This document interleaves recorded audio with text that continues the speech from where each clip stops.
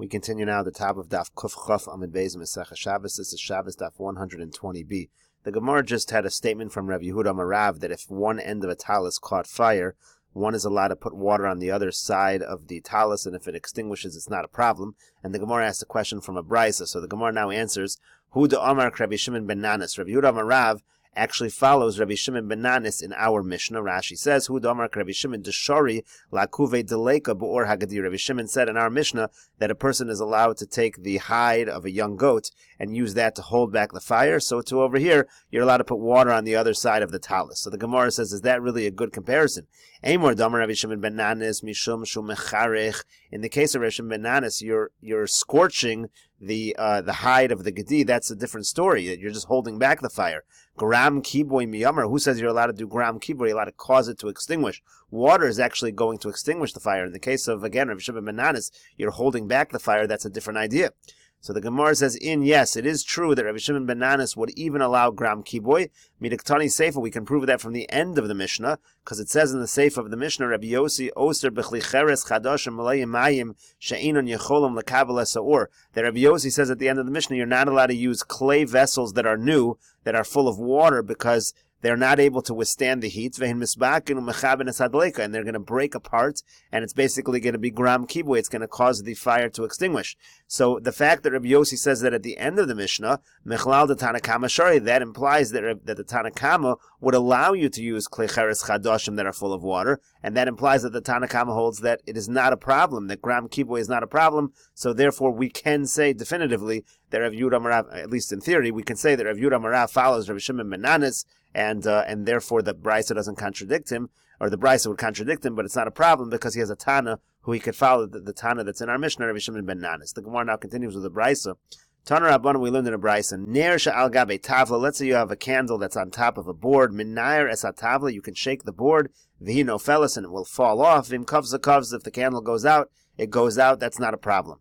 Amri devei Rabbi Yanai. They said in the yeshiva of Rabbi Yanai, lo shanu ela b'shocheach. This halacha is only true if you forgot the candle on top of the board. You didn't put it there intentionally. But if you put it there intentionally, nase basis ladavar ha'aser, then the board becomes a basis for a davar ha'aser, and it becomes muksa. You're not allowed to move it at all. Tana, we learned in a brisa, ner sha'achori hadelas. Let's say you have a candle behind the door. Poseach v'noal kedarka. You can open the door, close the door in your normal fashion. V'im kavsa. If it goes out, it goes out.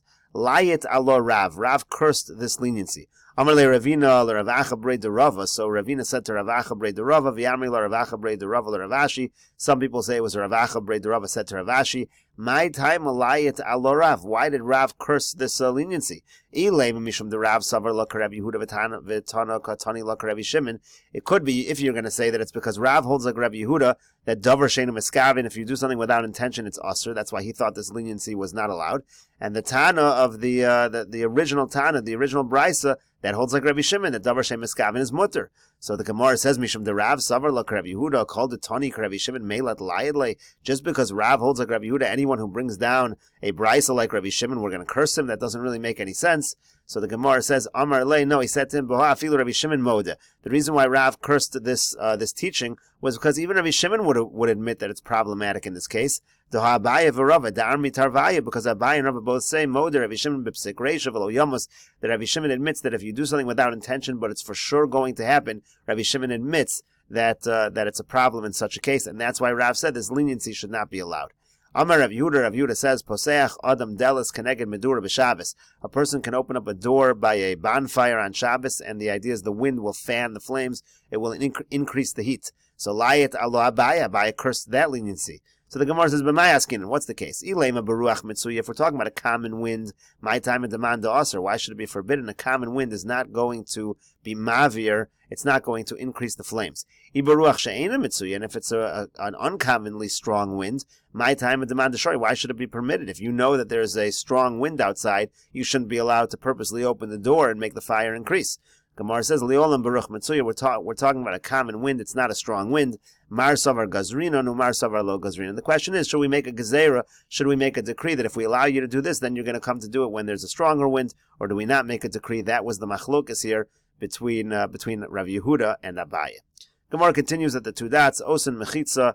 it says you're allowed to make a mechitza, and again, this was the machlokas in the Mishnah, whether you're allowed to do gram kiboy, whether you could surround the fire with vessels which are going to break open and the water is going to extinguish.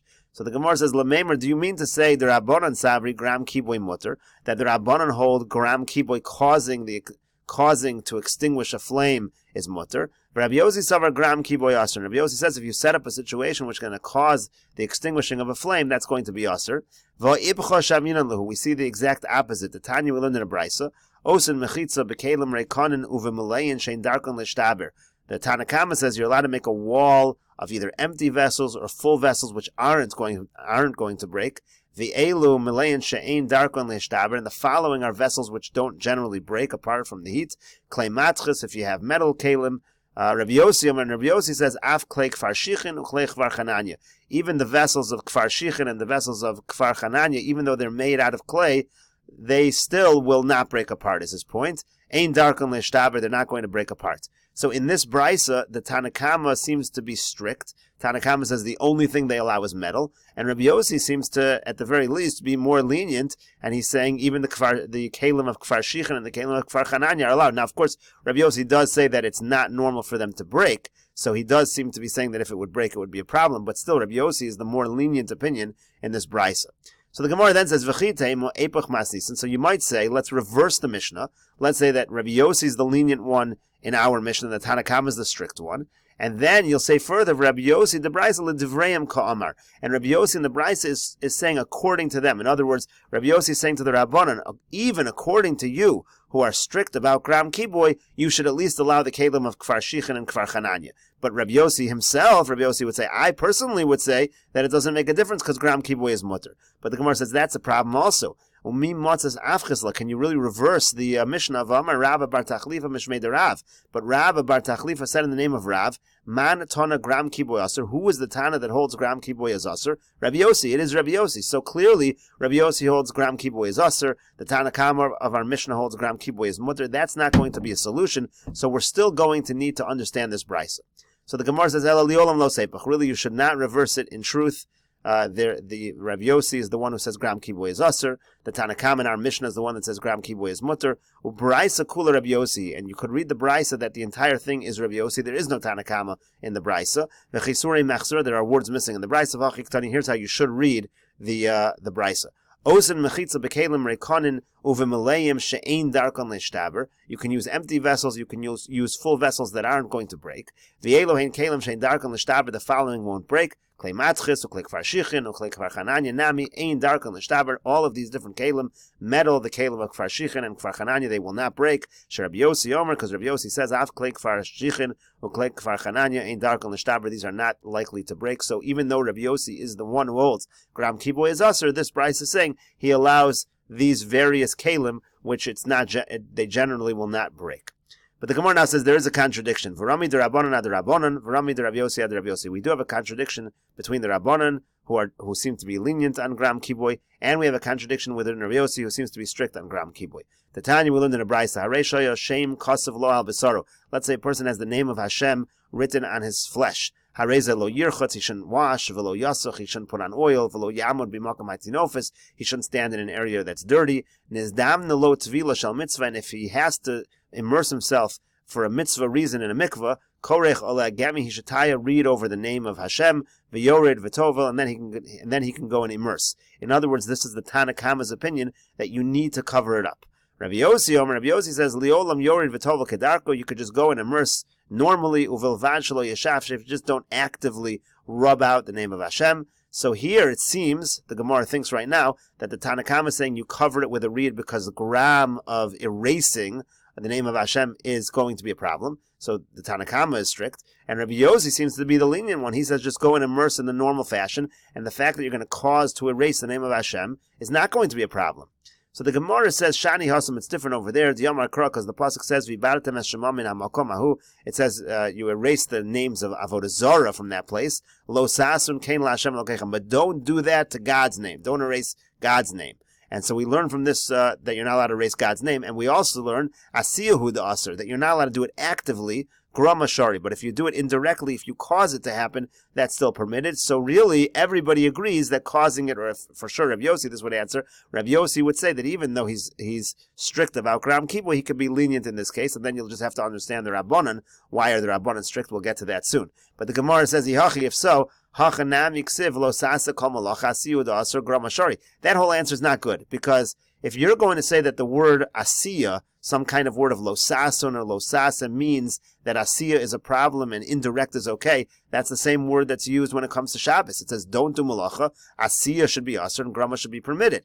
So obviously that is not the answer. You cannot make such a distinction. So we're really back to square one here. Why is it that Rabbi Yossi, starting with Rabbi Yossi, why is it that Rabbi Yossi is more strict on Shabbos than he is when it comes to erasing the name of Hashem? And the Gemara answers, Mitoch she'adam bol al mamono isharis le'asi lechabuye. The Gemara effectively answers for Rabbi Yossi that you're right. Really, technically, gram kiboy should be mutter, but the reason why we don't allow it on Shabbos is because since people are so concerned about the fire destroying their property, their money, if you allow gram kiboy, they're going to actually directly do kiboy, they'll extinguish directly. So that's why Rabbi Yossi is strict on Shabbos, but when it comes to this case of erasing the name of Hashem, Rabbi Yossi is lenient. But the Gemara then says, Yachi kasha d'Rabbanan ad Rabbanan.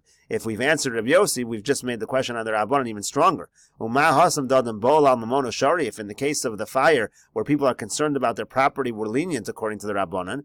Hachalo kal shekain. Here, by the case of the immersing in the mikvah, we should certainly be lenient. Why are they strict to use the reed? So the Gemara says, V'tizbra, is it really logical to even say, what the Gemara means here, is it really logical to even say that the Rabbanan are concerned with erasing the name of God? And that's what the reed, the function of the reed is to prevent you from erasing the name of God. Because, hi gemi hechidami, what's going on with this reed? Ida mahadik, if it's tight and it's preventing the water from getting in, kohave chatzitza, then it's a separation from the immersion, and your whole immersion is not good anyway. So clearly that's not the purpose of the reed. And ilo mahadik, if it's not tight, aili beimaya, the water's going to get in and erase the name of God anyway.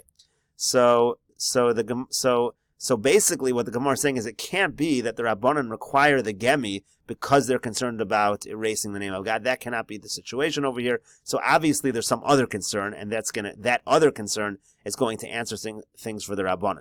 The Gemara then says, one second, chatzitza, if you're worried about a chatzitza, typically misham diyo. What about the ink? Isn't the ink a chatzitza? The Gemara says, no, that's not a problem. Balacha, it could be moist ink. The Tanya we learned in a braysa, hadam, v'hadiyo, hadvash, v'acholov, yeveshin, chotzitzin, lachem ein chotzin. It says beferish, blood, ink, which is what we're talking about, ink, honey, milk, these things, if they're dry, they're a chatzitza when you immerse in the mikvah, but if they're moist, they're not a chatzitza at all. In any case, the Gemara says, Mikol makom kasha. We still have a kasha over here. What is the purpose? According to the Rabbanan, why do you need the gemi? So the Gemara says, Amar Rava bar Rav Shila. Rather, Rava bar Rav Shila says as follows. The answer is, Hainu Tamayu de Rabbanan. The reason of the Rabbanan is, the Kasavri, because the Rabbanan hold, Asr lamud b'fnei Hashem aram. You're not allowed to stand in front of Hashem, in front of the name of Hashem, with naked, without any clothing on. So if you're immersing in the mikveh, a person doesn't have his clothes on in that situation, and the name of God is written, you need to use the gemi to cover the name of Hashem. That's the real reason. So the Gemara says, Michlal de Rabbi Yossi Savar Mutter Lamud B'fnei Hashem Aram. 1 second. If that's the reason for this, so then what's the pshat in Rabbi Yossi? Rabbi Yossi allows a person to stand in front of the name of Hashem Aram. So the Gemara says, Demonach Yadei Lavi. No, Rabbi Yossi holds you just put your hand over the name, so you don't need the gemi. Gemara says, L'Rabbanan Nami Demonach Yadei Lavi. According to the Rabbanan also, why do you need the gemi? Why not just put your hand over it? Gemara says, Zimnin demishtali v'shakale. No, sometimes you're not going to be paying attention. You'll take the hand away, so they have a concern. So the gemi is a safer bet. Gemara says, Rabbi Yossi nami zimnin demishtali v'shakale. 1 second. According to Rabbi Yossi, also that should be a concern. Ella, rather, what's going on is as follows: Ika gemi hachinami. Everyone agrees if you have a reed available, you should use it. That will prevent all problems. Then you won't have any concern that the name of Hashem is exposed when the person is aram. The machlokas here is whether you need to go after one if you don't have one. Do you need to go find one, or is the time constraint something which would say, look, just do it anyway if you can't find one? Rabbanan Zavi, the Rabbanan hold, and we'll see what the Rabbanan and Rabbi Yossi argue about exactly, but effectively at this point in the Gemara, the Rabbanan and Rabbi Yossi, when it comes to immersion in the mikveh, are not arguing anything to do with what's going on in Hilchas Shabbos. In Hilchas Shabbos, it was a machlokas about gram kiboy, because we're concerned, if we allow gram kiboy and you're concerned about your property burning up, maybe it'll come to do kiboy. That's the machlokas Rabbanan and Rabbi Yossi. The issue over here has to do with whether or not we're concerned, or how far do you have to go for the concern of immersing without any clothing on when you have the name of Hashem written on you. We'll continue this discussion in the next video on Daf Kuf Chaf Aleph Amud Aleph.